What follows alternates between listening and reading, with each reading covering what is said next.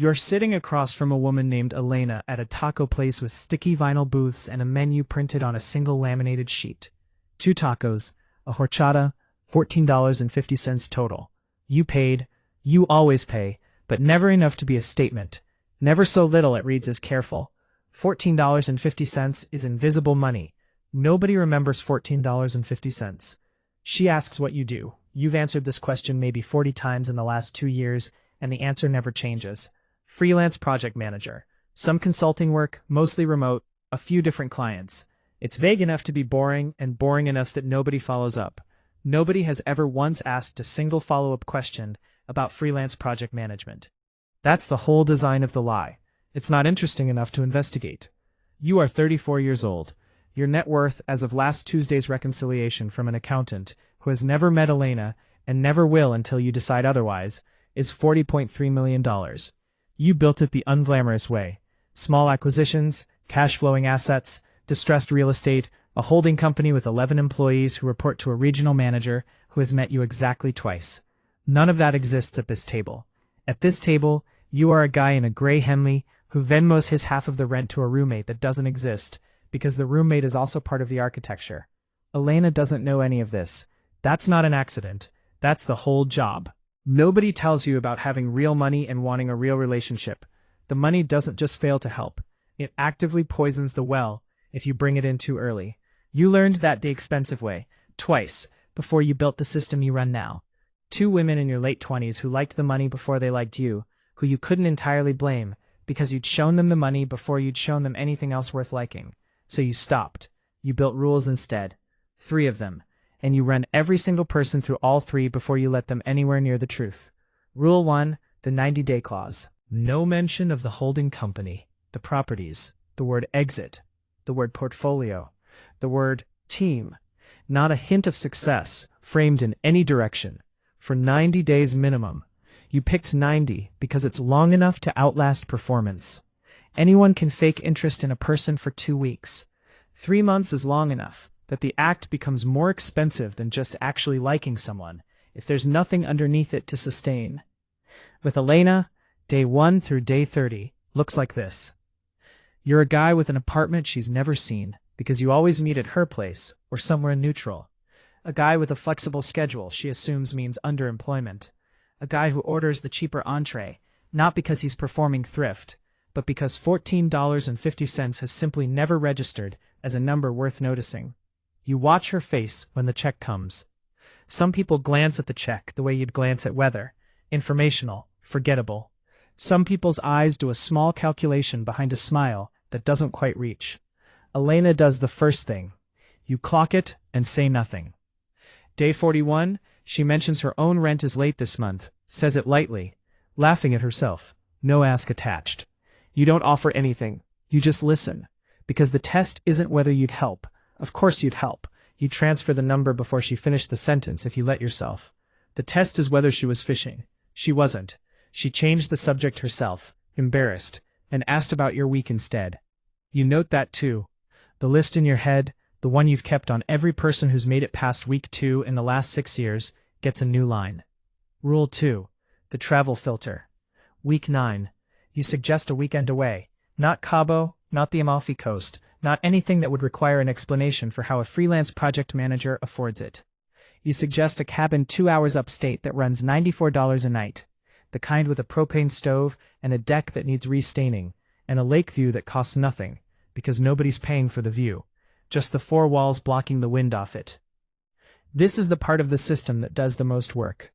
Money doesn't reveal character. Inconvenience does.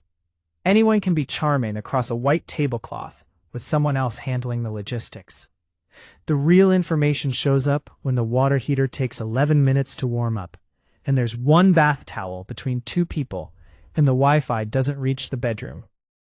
Elena laughs at the water heater. Actually laughs, the real kind, standing in a doorway in a towel that's not big enough. More annoyed at herself for forgetting a charger than at the cabin for being what it is. Saturday night you take stock of what's actually in the kitchen, which turns out to be 4 eggs, half a loaf of bread going stale at the corners, a jar of hot sauce somebody left behind 2 tenants ago, and a single onion. Neither of you suggests driving back into town for real groceries. You scramble the eggs badly, she burns one side of the toast and eats it anyway without comment, and you eat dinner standing at the counter because the kitchen table is covered in the card game from earlier. It's the worst meal either of you has had in months, and neither of you mentions that either, because mentioning it would mean acknowledging there was something to overcome, and there wasn't, not for her. Saturday it rains the whole day and you play a card game you found in a drawer with rules neither of you fully understands, and you make them up as you go, and somewhere in the second hour of inventing rules to a game called Scuttle that may or may not have ever had real rules, you watch her completely forget to perform anything. That's the signal you're actually looking for. Not whether she's having fun, whether she's forgotten there's an audience.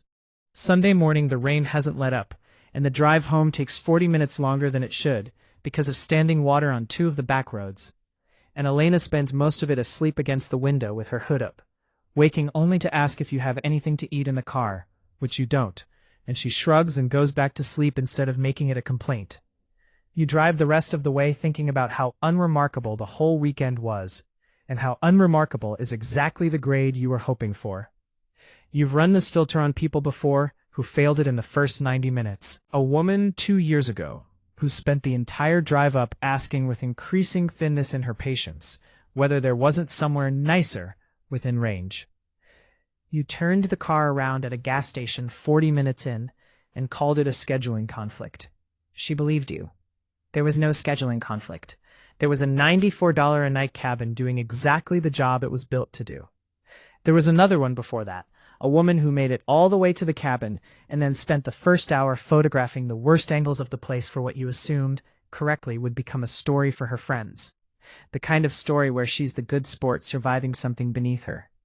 You drove her home Saturday night instead of Sunday. You told her you had an early thing. You did not have an early thing. The cabin had already told you everything it needed to. Rule 3. The test of time.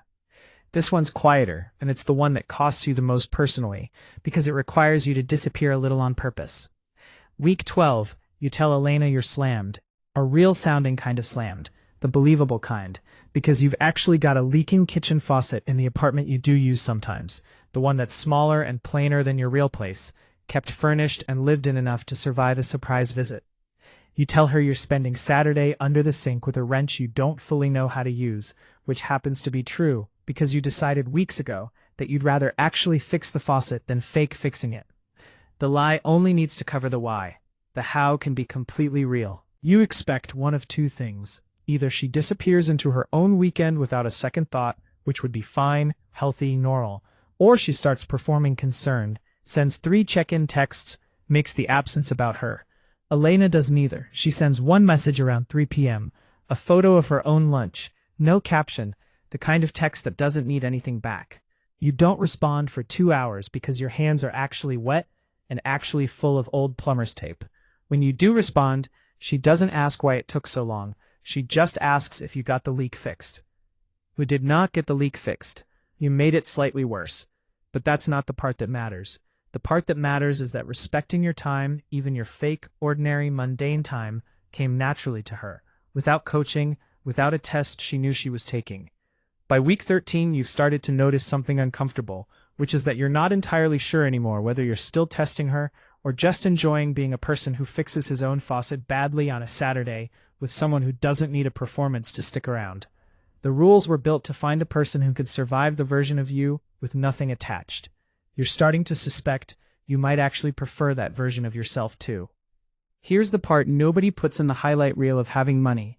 The system works. The rules are good. You'd recommend them to anyone in your position, and you have, quietly, to a guy named Theo who made his money in payment processing and calls you sometimes at midnight to ask if a woman he's seeing feels like a real one or a waited-out one.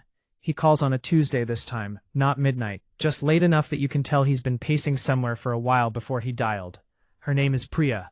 Day 50-something, he thinks, though he admits he stopped counting precisely a couple weeks back, which he says like it's a small failure of discipline rather than a sign of something working. He wants to know if it's normal that he almost told her about the acquisition that closed last month.